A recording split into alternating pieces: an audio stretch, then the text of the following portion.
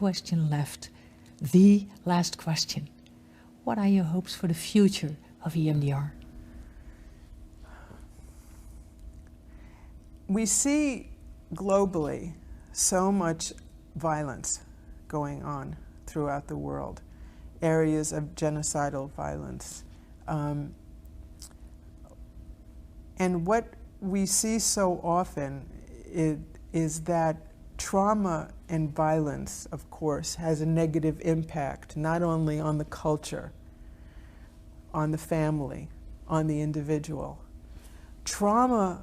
would cause a woman, more often than not, to react with depression and anxiety, while the research also shows that for males, the reaction is one of anger.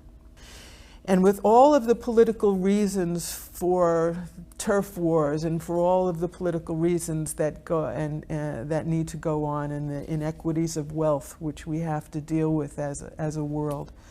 there's also looking at what can we do for those individuals in pain,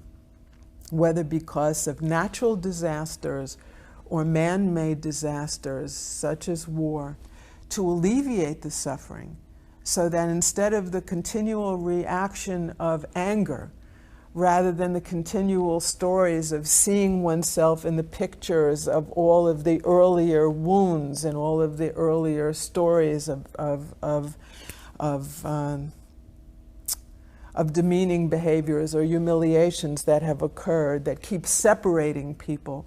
to allow the processing of these memories so that people can perhaps begin to see the common denominators between them, that they're not automatically responding in pain and violence, but are able to get to that shared sense of humanity.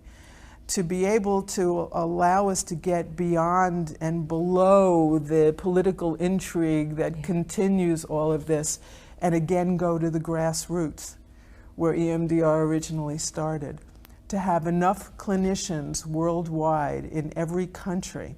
who are working with their own populations to alleviate this suffering,